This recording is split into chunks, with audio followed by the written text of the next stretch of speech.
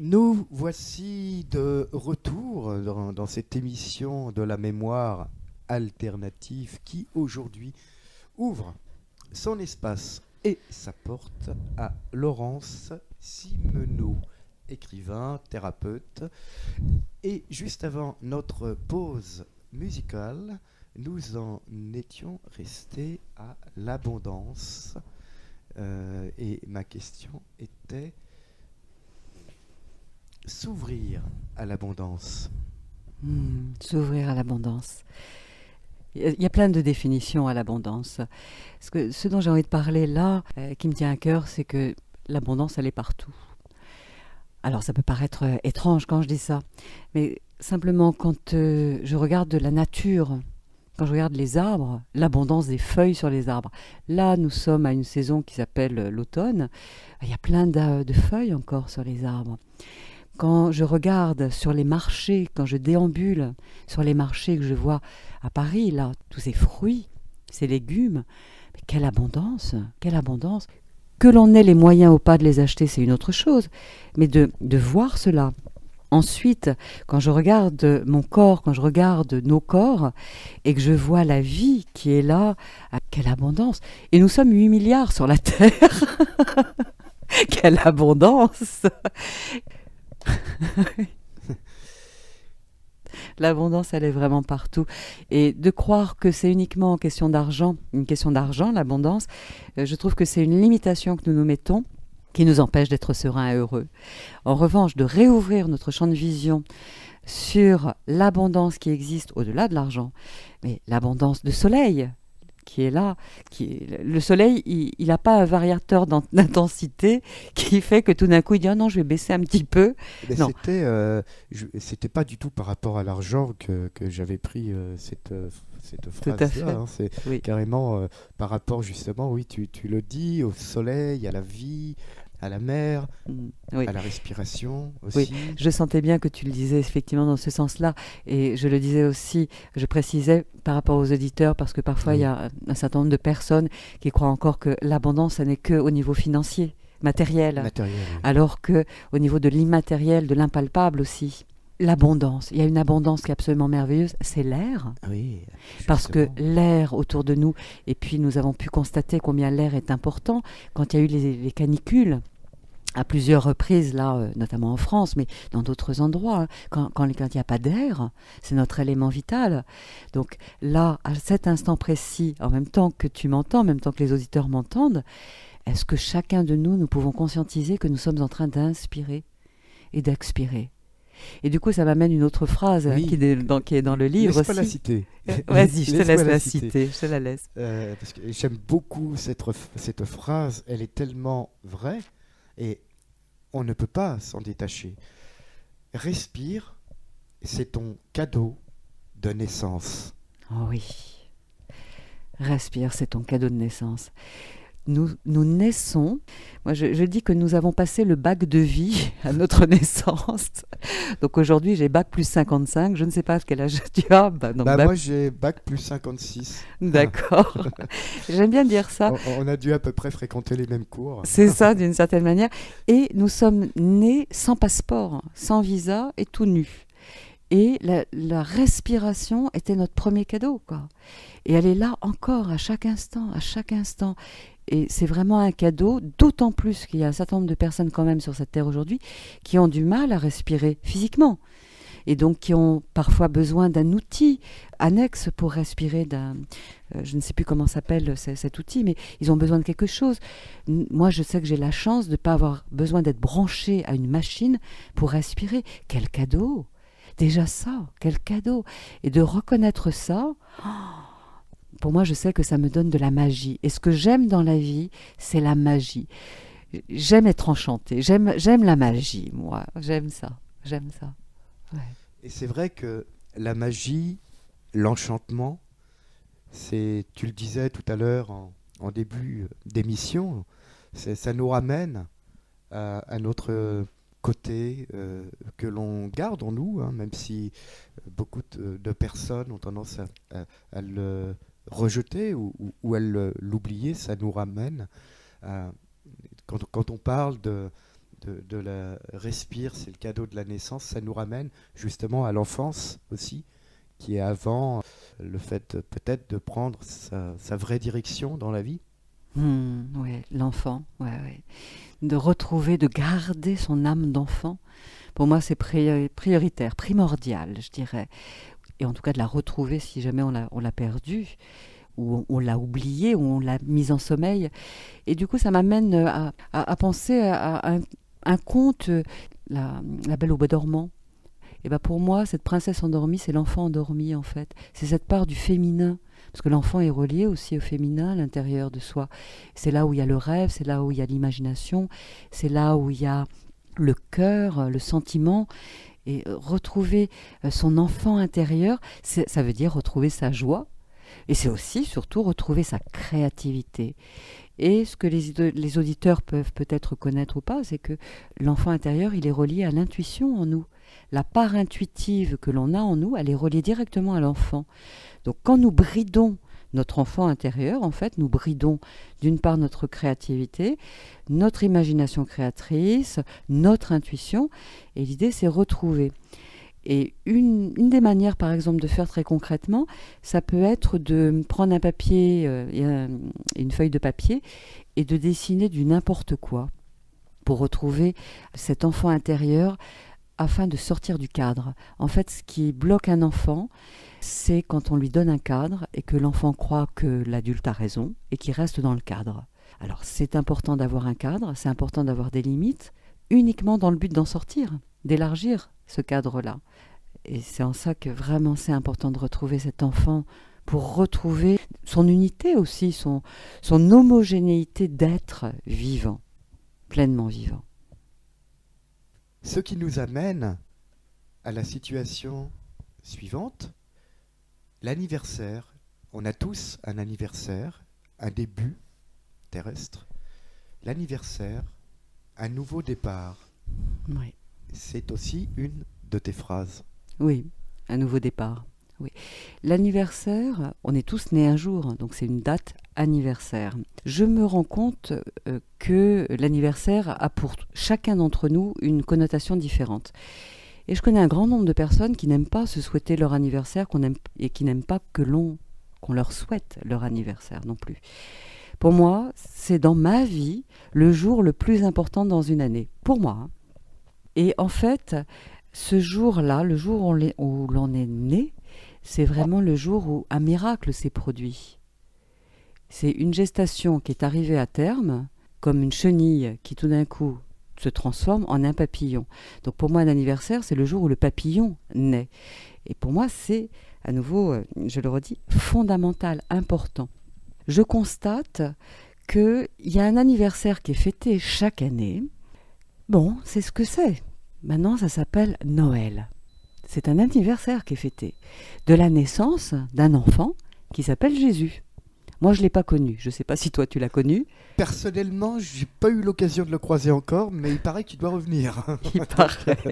Il sera peut-être plus tout à fait enfant, mais il doit revenir. Il paraît. Enfin, paraît-il. Ouais.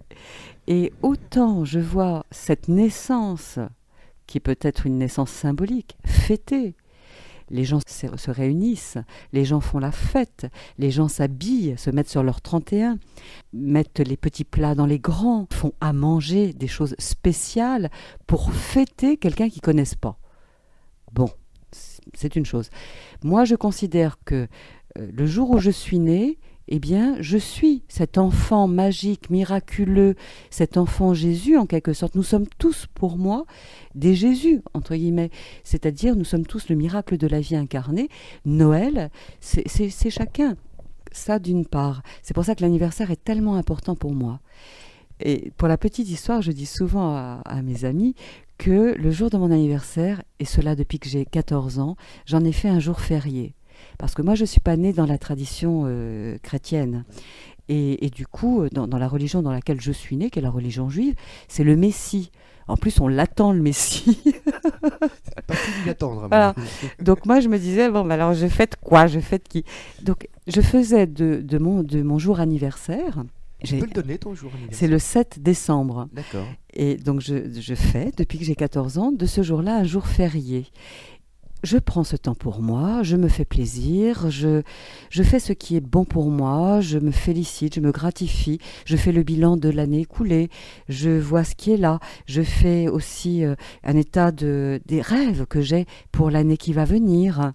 Voilà, ça c'est quelque chose que je fais. Et d'autre part, l'anniversaire, je considère aussi que c'est chaque jour, à chaque instant d'une certaine manière, parce que chaque moment est neuf. Chaque jour est neuf. Donc de se lever le matin en me souhaitant bon anniversaire, je trouve ça quelque chose de drôle. Voilà, je mets du drôle en fait dans la vie. Du différent. J'aime bien mettre du différent. Oui, alors, petite page d'humour dans cette émission, puisque tu me rejoins quelque part, mais pas tout à fait. Enfin, moi, je te rejoins, mais pas tout à fait de la même manière.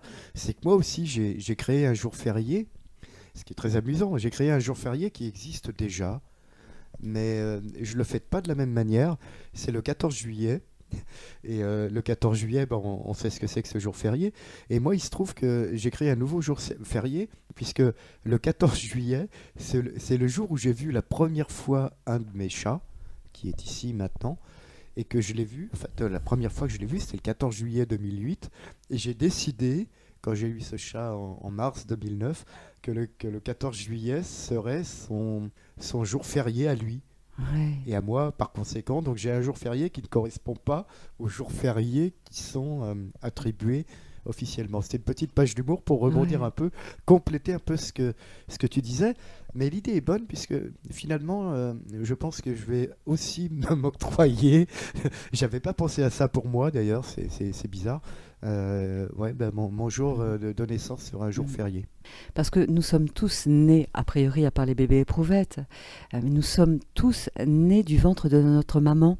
Et de sortir du ventre de la maman en passant par le conduit, l'utérus, le col d'utérus, de sortir de cette matrice-là pour naître à ce monde, mais quel parcours! Quel parcours!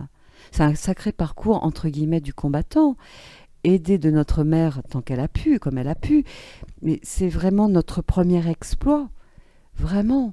Et de fêter ça, de fêter le fait que j'y suis arrivée, de se rappeler ça au moins une fois par an, ça j'y suis arrivée. Ça peut remettre le thème de la confiance en soi au goût du jour, de se dire ok, j'ai réussi ça. Et chaque jour, c'est un peu plus facile parce que lorsque j'ouvre les yeux, moi le matin en me réveillant après la nuit, je ne suis pas passée par le conduit, quoi. C'est plus facile. Et de considérer que chaque jour, quand j'ouvre les yeux, pouf, nouveau jour, je nais à ce jour-là. Finalement, nous naissons à chaque seconde, à chaque instant. Et d'avoir conscience de cela, ça permet d'avoir une autre vision de soi, du monde et des autres aussi. Et que nous sommes tous à égalité. Nous avons tous eu ce même parcours-là, au niveau de nos corps physiques, de nos personnalités. Tout à fait. Pour en revenir à ton livre, j'aimerais aussi qu'on approfondisse... mais venant de ta part, cette fois, que tu nous cites quelques petites phrases, quelques situations. Oui, d'accord. Avec grand, grand, grand plaisir. Il y en a une que j'aime et qui est à la fois un objectif, un but, un projet et une évidence. La phrase c'est « pense à respirer consciemment ». Parce qu'en fait, c'est vraiment un automatisme. Tout à l'heure, je disais, respire, c'est ton cadeau de naissance. C'est un fait. Mais respire, pense à respirer consciemment. C'est que, là aussi, c'est quelque chose de tellement évident que nous oublions ça.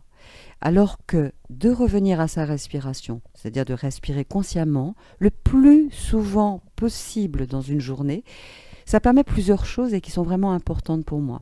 Ça permet de revenir à la présence, se rassembler, de revenir directement, même aux auditeurs qui écoutent à cet instant, en même temps que vous m'entendez, ou que vous entendez Néo quand il parle, de revenir consciemment à votre respiration, eh bien, ça permet de se sentir à nouveau vivant. Et tout d'un coup, c'est comme si dans le corps, il y avait quelque chose qui pouvait s'apaiser. Et je rappelle que chaque inspiration est neuve et que chaque expiration est neuve. Et qu'en pensant à respirer consciemment, c'est se mettre en phase avec ce mouvement qui est à la fois permanent et à la fois impermanent. Impermanent parce que, comme je le disais, chaque inspire est neuve, chaque expire est neuve. Impermanence. Et en même temps, tout cela forme quelque chose de régulier qui est la respiration. C'est un peu comme sur une route, avec l'image de cette ligne jaune ou blanche qui est soit en continu, soit discontinue. Eh bien, la respiration, c'est un peu ça. Et de ramener son attention vers sa respiration, donc en y pensant, en étant attentive et attentive, ça permet de se poser et tout d'un coup, ce qui pouvait nous poser souci, par exemple, prend moins d'importance. C'est une manière, en pensant à respirer donc consciemment, ça permet de relativiser, de prendre du recul. C'est je reviens à moi, je me pose avec ma respiration, je laisse passer ces pensées qui se passent là, qui passent dans mon esprit comme des nuages, je regarde à nouveau avec plus d'éloignement les gens qui sont autour. Je ne me perds plus ni dans mes pensées, ni dans mes émotions, ni dans les gens, la situation qui est là. Donc c'est vraiment pour moi une clé fondamentale. Et souvent ce que je dis à mes stagiaires ou les gens que j'accompagne et qui aiment cela, cette manière de respirer consciemment, je leur dis, et je vous le dis à vous, une clé, c'est sur vos écrans d'ordinateur, de bureau, il y a un écran de veille. Eh bien, écrivez cette phrase, pense à respirer consciemment. Ce qui fait que le matin, quand vous allez ouvrir votre écran, eh bien, vous allez voir apparaître ça en jaillissement, pense à respirer consciemment. Alors, ça va être un rappel. Ou alors, mettez un post-it. Et pour moi, c'est fondamental parce que en se reliant à son souffle, il y a aussi quelque chose qui est fort important, c'est que le souffle est relié directement à la dimension d'amour. Le souffle qui est en chacun de nous, à l'intérieur de notre corps physique, il véhicule l'énergie d'amour. Et la respiration, d'une part, elle est gratuite, et d'autre part, elle véhicule véritablement l'énergie d'amour infini, inconditionnel, qui vient d'une part nourrir les cellules, les organes, les muscles, et qui nous permet de vivre et de rayonner, d'émaner. Et plus nous allons être dans cette conscience-là, ce que ça va permettre aussi, c'est que toute notre énergie, comme nous sommes des êtres vibratoires, électromagnétiques, chimiques, toute notre énergie, notre souffle que moi j'émane avec mes paroles que je dis, et puis quand j'expire avec mon nez, ça va émaner dans l'environnement immédiat et même un peu plus loin, comme des cercles concentriques, c'est-à-dire que il peut y avoir une énergie plus paisible qui est là. Si moi-même je suis paisible, alors j'émane, je rayonne, et vous-même aussi. Ça va être un grand bain d'amour. Oui, puis la respiration, elle vient du cœur, oui. Des poumons et du cœur. Oui. Et pendant que je t'écoutais, je pensais à tous ces organes qu'on a comme ça à l'intérieur de nous. On n'y pense pas souvent parce qu'on ne les voit pas. Oui. Ils sont un peu oubliés, pourtant, on les appelle les organes vitaux. Exactement. Et ils sont à l'intérieur de nous. Oui, ils sont à l'intérieur de nous et ils sont bien protégés. Il n'y a aucun organe qui sort, il n'y a pas de fermeture éclair. Non. Sinon, ça ferait désordre. Ça prend pas l'eau non plus. Comment ? Ça prend pas l'eau, c'est perméable. Exactement. La peau, c'est imperméable. C'est un imperméable vivant, ouais. Étanche. Et tant mieux parce que ça ferait désordre quand même si l'eau rentrait à l'intérieur et si ce qui était à l'intérieur sortait là par les pores de la peau. Ça ferait franchement désordre. Et le fait d'être conscient de ces organes vitaux et puis même des muscles, des artères, des veines, c'est vraiment rendre hommage à notre véhicule. J'ai rencontré dans ma vie des hommes, c'est surtout les hommes, qui aimaient beaucoup s'occuper de leur voiture, le dimanche matin ou autre. Ok, je ne rejette rien, s'ils aiment, tant mieux. Maintenant, notre corps physique est quand même notre véhicule qui transporte notre esprit, notre âme, notre cœur, notre intuition, notre sagesse intérieure. Et tout ce véhicule, sous le capot, je dirais en même temps, sous notre capot qui est la peau, eh bien, il y a tous ces organes, effectivement, comme tu disais, qui sont vitaux, ces éléments de vie qui sont tellement importants, interreliés les uns aux autres, interdépendants, et qui fonctionnent sans nous, de façon automatique. Sans nous, je veux dire sans notre pensée. Or, d'un côté, effectivement, ils sont autonomes, les organes fonctionnent de façon autonome. La magie, c'est qu'on a un impact avec notre pensée sur les organes, sur notre corps. La pensée crée la réalité. La pensée aide d'une manière soit positive, soit limitante. Enfin, de toute façon, il y a un impact. Et je ne sais pas si les auditeurs savent, mais il est possible de parler à ces organes. Il est possible de parler à ces cellules. Et notamment en leur disant « Bonjour, merci, je t'aime ». Alors, ça peut paraître farfelu. Je le comprends. Ouais, je le comprends. Personne n'est obligé de suivre ça. Maintenant, je me rends compte dans mon expérience personnelle, en ayant appris cela de mes maîtres aussi, de mes enseignants, et puis des lectures que j'ai faites qui sont, elles, millénaires, que en parlant à mes cellules, eh bien, je vois bien que mon corps, c'est pas qu'il vieillit pas, et je trouve que il vieillit plus lentement, je dirais. Je me sens, quand je compare l'âge que j'ai et mon physique à d'autres personnes, effectivement, c'est différent. Et ça me permet d'être dans une relation d'amour. Alors, ma voiture s'appelle mon corps, certes. Et du coup, j'ai même pas de parc-mètre à payer, si ce n'est un logement qui permet à mon véhicule d'être logé. Donc, j'invite vraiment chaque auditeur, chaque auditrice, autant que faire se peut, et notamment le matin en prenant la douche, en se touchant, de dire bonjour à chaque partie, bonjour à sa main quand on la frotte, pour pas faire les choses machinalement, parce que ce qui empêche d'être dans la conscience du moment présent, d'être vraiment là, d'être dans l'amour, d'être dans la conscience, c'est de faire les choses machinalement. Donc en se touchant, c'est de dire bonjour à ce qui est à l'intérieur de la peau qu'on voit pas. Et ce que ça va aider aussi à faire, c'est à lâcher le jugement qu'on peut avoir sur soi, sur son corps. Et quand j'accompagne des gens, et moi-même ex-enfant et ado, mal dans sa peau, je sais que j'aimais pas mon corps, et j'en vois encore beaucoup. Du coup, de remercier, d'être dans la gratitude de ce que fait le corps pour nous, alors qu'on lui dit rien, et puis des fois on le rejette, mais, eh bien d'être dans la gratitude, ça apaise à l'intérieur quelque chose, et c'est une manière de sortir du jugement sur soi pour apprendre à sortir du jugement sur les autres et sur autrui et sur la vie. Encore une petite page d'humour de ma part.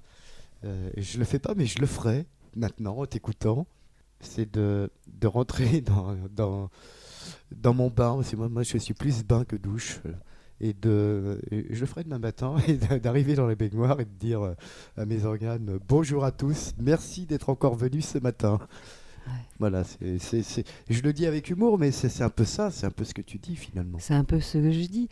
Et j'ai envie de proposer, si tu en es d'accord, un petit exercice qu'on fait ensemble, et puis les auditeurs le font avec nous, là, justement sur cela. Vas-y. Là, en même temps que je parle, conscientisons, c'est-à-dire portons notre attention sur nos pieds. Les pieds, ils sont là. En espérant que vous ayez vos deux pieds, mais sinon, imaginez que vous les avez. Vos pieds, ils ont fait des millions de kilomètres depuis que nous sommes nés, depuis que nous savons marcher. Remercions nos pieds intérieurement. On n'est pas obligé de dire à haute voix, là. Disons merci à nos pieds. Disons-leur bonjour à nos pieds. Et surtout merci. Merci d'avoir fait tant de kilomètres, de nous porter avec le poids que nous avons. Quel que soit notre poids. Imaginons la surface du pied, c'est pas énorme. Eh bien, merci à nos pieds. Et puis, montons notre attention maintenant vers nos jambes qui nous permettent d'être dans une autonomie, et je nous la souhaite à tous. En tout cas, les jambes font ce qu'elles peuvent, dans l'état physique dans lequel elles sont. Alors, en imaginant ou en regardant nos jambes, disons-leur bonjour et merci. Merci d'être dans une démarche qui nous permet d'être autonomes, qui m'a permise pour ma part de venir jusqu'à toi, Néo, aujourd'hui. Et puis, montons notre attention jusque dans tout notre buste. Sentons la présence même globale de nos organes, bien à l'abri dans le buste, et même la présence de notre colonne vertébrale. Bonjour, merci, merci à tous ces organes, comme si nous étions un navire de croisière, et il y a tout cet équipage à l'intérieur qui œuvre pour nous. Merci, merci. Et puis la colonne vertébrale, notre axe. La moelle épinière est là au milieu. Bonjour, merci, merci. On peut même rajouter, ça c'est la cerise sur le gâteau, je t'aime, si vous le souhaitiez. Et montons encore notre attention vers nos bras. Et les bras qui sont là, les bras qui nous ont permis, jusqu'au bout des mains, jusqu'au bout des doigts, de faire tellement de choses depuis que nous sommes enfants. On a pris dans les bras, on a pris dans les mains des choses, des stylos, des fourchettes, des couteaux pour couper notre viande. On a appris à écrire avec la main, les bras, les mains aussi qui ont appris même à taper avec un marteau, qui ont pris des objets, taper sur l'ordinateur, faire des SMS, des SMS. Merci les mains, bonjour, bonjour les bras, je vous aime. Et puis, montons notre attention dans notre tête, en passant par le cou, la gorge. Et dans la tête, bien à l'abri dans notre crâne, il y a ce muscle merveilleux qu'est notre cerveau. Ce cerveau qui œuvre, hémisphère gauche, hémisphère droit, le limbique, le reptilien, le cervelet, le cortex, bien sûr. Donc, merci, bonjour, je t'aime. Et du coup, avec tout cela, revenez à cette conscience globale. Bonjour mon corps, tout le corps, tout le corps, tout le corps. Merci mon corps, bonjour.